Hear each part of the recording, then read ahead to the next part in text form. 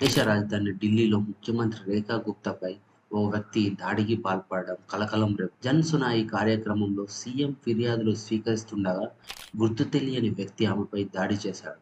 వెంటనే స్పందించిన భద్రతా సిబ్బంది అతడిని అదుపులోకి తీసుకున్నారు. సీఎం రేఖా గుప్తాను ఆసుపత్రికి తరలించారు.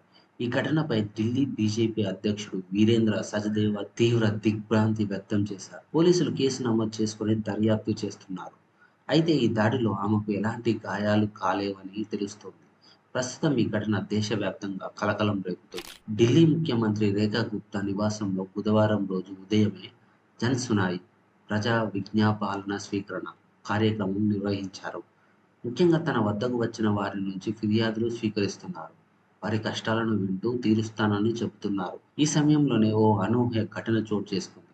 ప్రజల సమస్యలు వింటున్న ఢిల్లీ సీఎం రేఖా గుప్తాపై ఓ గుర్తు తెలియని వ్యక్తి దాడికి పాల్పడ్డాడు. విషయం గుర్తించిన భద్రతా సిబ్బంది వెంటనే రంగంలోకి దిగారు.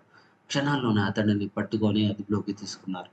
అదృష్టం కొద్దీ ఈ ఘటనలో ముఖ్యమంత్రికి ఎలాంటి గాయాలు కాలేవు. అయితే సదరు నిందితుడు ఫిర్యాదుదారుగా మారువేషంలో వచ్చి ఈ దాడికి పాల్పడినట్టు తెలుస్తోంది.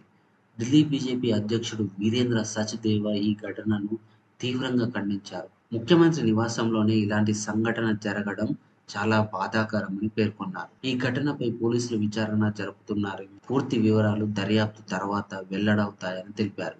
సీఎం ఇంటికే వచ్చి ఆ వ్యక్తి దాడి చేయడాన్ని చాలా సీరియస్‌గా తీసుకున్న పోలీసులు కేసును లోతుగా దర్యాప్తు చేస్తున్నారు. అసలు చూడాలి మరి ఎందుకు ఆ వ్యక్తి సీఎంపై దాడి చేశాడనేది.